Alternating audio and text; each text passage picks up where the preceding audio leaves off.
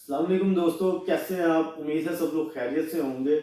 तो वीज़ा उस्ताद के एक और एपिसोड के साथ आपकी खिदमत में हाजिर हैं। तो दोस्तों आज हम लोग जो है वो बात करेंगे, चूँकि हर एशियन जो है नेशनल का एक ही ख्वाब है कि मैंने कनाडा जाना है और कैनेडियन डॉलर जो है उसमें कमाना है। तो आज हम लोग जो है बात करने जा रहे हैं कनाडा के विजिट वीज़ा के हवाले से। बहुत सी डिटेल्स आज आप लोगों के साथ मैं शेयर करूँगा। क्योंकि लास्ट टाइम हमने वीडियो बनाई थी तो बहुत से लोगों के कमेंट्स भी आए थे और मैसेजेस भी आए थे कि सर कनाडा के हवाले से वीडियो बनाएं, इसका आजकल रेशो बहुत अच्छी जा रही है लेकिन फिर भी कुछ लोगों के वीज़े क्यों रिजेक्ट हो रहे हैं। तो थोड़ी सी आपको आपके साथ मैं बैकग्राउंड शेयर कर लूँ कि इसमें कोई शक नहीं है कि पिछले अगर 4-5 साल का आप डाटा देखें तो ये बेस्ट टाइम है कनाडा का वीज़ा अप्लाई करने के लिए, कनाडा का विजिट वीज़ा भी और स्टूडेंट वीज़ा भी। इनकी रेशियो जो है अपने पिछले 4-5 साल के कंपैरिजन में इस टाइम पीक पर है और हाईएस्ट है। लेकिन फिर भी कुछ लोगों के वीज़े रिजेक्ट हो रहे हैं, तो लोग पूछ रहे हैं कि क्यों वीज़े रिजेक्ट हो रहे हैं।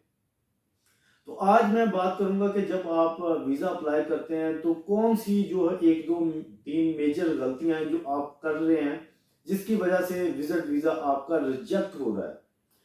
तो वीडियो को स्टार्ट करने से पहले तमाम दोस्तों से गुजारिश है जिन्होंने अभी तक चैनल को सब्सक्राइब नहीं किया, काइंडली चैनल को सब्सक्राइब करें और बेल के आइकन को जरूर प्रेस करें ताकि इस तरह की इंफॉर्मेटिव वीडियोस जो है वो बर वक्त आप लोगों तक पहुंचती रहे और आप भी अपना जो है वीज़ा खुद अच्छे तरीके से अप्लाई कर सकें।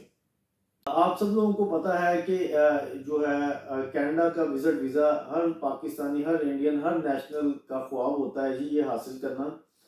तो इसके बारे में आज मैं बताऊंगा और इसके बाद हम एक और जो है डिटेल वीडियो भी बनाएंगे इसके प्रैक्टिकल प्रोसीजर के बारे में। इसका फॉर्म फिल करना भी मैं आपको अगली वीडियो में सिखाऊंगा, क्योंकि एक वीडियो में पॉसिबल नहीं है। क्योंकि कनाडा का फॉर्म काफ़ी लेंथी होता है, तो 15-20 मिनट की वीडियो तो सिर्फ उसके लिए हमें रिक्वायर्ड है। तो आज मैं सिर्फ जो है वो डॉक्यूमेंटेशन और जो मेजर गलतियां लोग कर रहे हैं विजिट वीज़ा अप्लाई करने में उसके हवाले से डिस्कस करूंगा। तो सबसे पहले तो मैं बताऊंगा इसके लिए आपको डॉक्यूमेंट्स क्या क्या रिक्वायर्ड हैं। तो डॉक्यूमेंट्स में आपको जो है आपकी बैंक स्टेटमेंट चाहिए, आपका सोर्स ऑफ इनकम, आप बिजनेस करते हैं तो उसके डॉक्यूमेंट्स चाहिए, अगर जॉब करते हैं तो आपको सैलरी स्लिप रिक्वायर्ड होती है। उसके अलावा आपकी एफआरसी, आपका एमआरसी, आपका पासपोर्ट की स्कैनिंग, आपकी जो है पिक्चर, ये मेन डॉक्यूमेंट्स हैं जो कि आपको रिक्वायर्ड होते हैं। इसके अलावा कहीं से आपको इनकम आती है, कोई आपके प्रॉपर्टी के डॉक्यूमेंट्स हैं, वो भी रिक्वायर्ड होते हैं। ठीक है जी।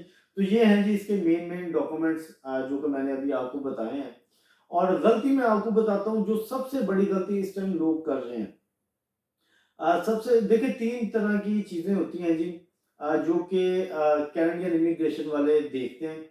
सबसे पहले तो वो देखते हैं आपकी फैमिली टाइज, कि आपकी फैमिली बैकग्राउंड कितना स्ट्रांग है, आप पर कितने लोग डिपेंडेंट हैं। उस बेस पे वो थोड़ा सा एनालाइज करते हैं कि आप वापस आएंगे या नहीं आएंगे। ठीक है। उसके बाद आपकी फाइनेंशियल टाइज, की आपकी सोर्स ऑफ इनकम क्या है, आपके पास पैसे कितने पड़े हैं, आपके पास एसेट्स कितने हैं। और तीसरी चीज आती है आपकी ट्रैवल हिस्ट्री, कि आपने इससे पहले कितने कंट्रीज में विजिट किया है। तो इन तीनों चीजों को मिला के वो आपका एक एग्रीगेट बनाते हैं कि आपका कितना स्कोर बनता है। तो उस बेस पे वो ये फैसला करते हैं कि आपको वीजा देना है या नहीं देना है। लेट्स सपोज आपकी सोर्स ऑफ इनकम बहुत कम है, बैंक स्टेटमेंट छोटी है, एसेट्स बहुत कम है और इससे पहले आपने किसी कंट्री का विजिट भी नहीं किया। तो वीजा ऑफिसर ये सोचेगा कि भाईजान फाइनेंशियल इसका कंडीशन तो पहले ही वीक है या कमजोर है, इतनी स्टेबल नहीं है। ऊपर से पहले ही कंट्री ये विजिट करने जा रहा है और कनाडा जैसे जो है हाई प्रोफाइल और एक एक्सपेंसिव टूरिस्ट डेस्टिनेशन में विजिट करने जा रहा है। तो वो क्या करेगा, वो सेटिस्फाइड नहीं होगा, वो सिंपली ये लिखेगा कि I am not satisfied with your application, या वो कहेगा कि मैं नहीं समझता कि आप वापस आएंगे, इसलिए मैं आपकी एप्लीकेशन को रिजेक्ट कर दे रहा हूँ। ठीक है।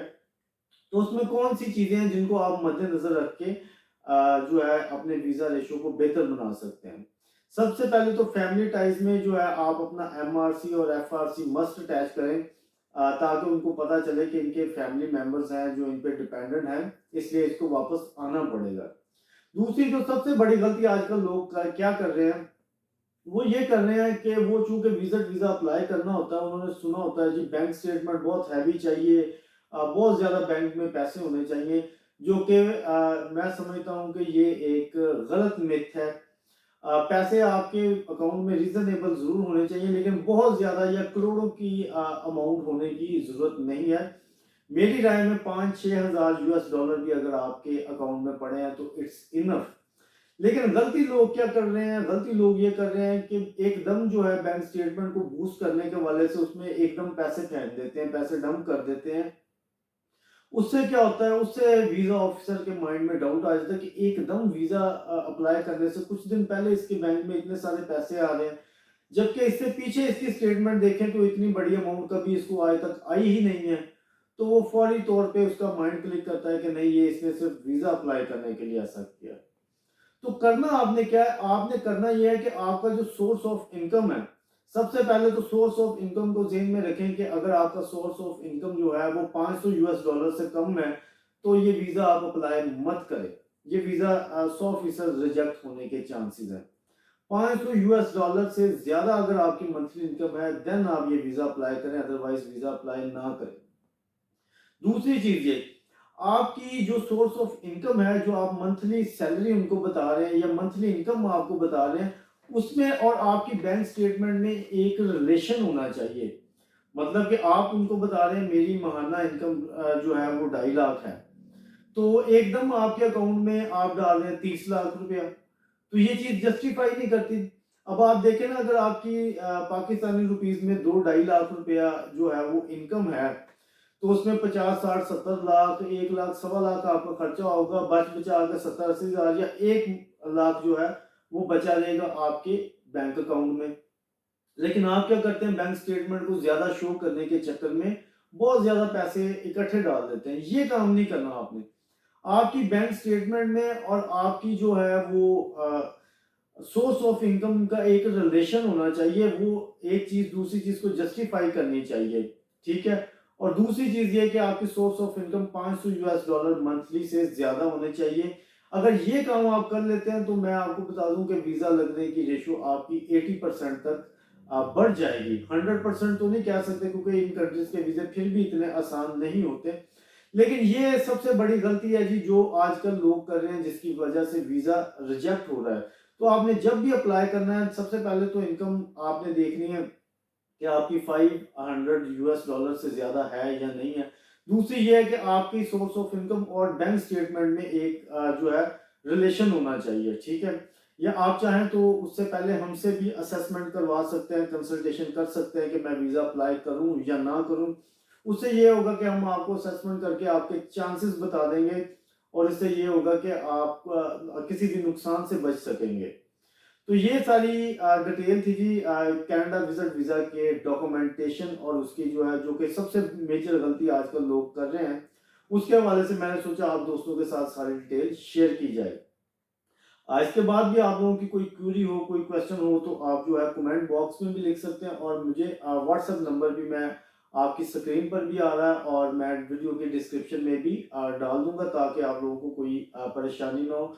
कोई भी क्वेश्चन हो आप आराम से जो है वो व्हाट्सएप मैसेज कर सकते हैं, लेकिन व्हाट्सएप मैसेज कीजिएगा, व्हाट्सएप कॉल्स मत कीजिएगा, ठीक है जी। तो ये सारी डिटेल थी जी आज की कनाडा विजिट वीजा की डॉक्यूमेंटेशन और उसमें की जाने वाली गलतियों के हवाले से, जो कि हमने आपके साथ शेयर की।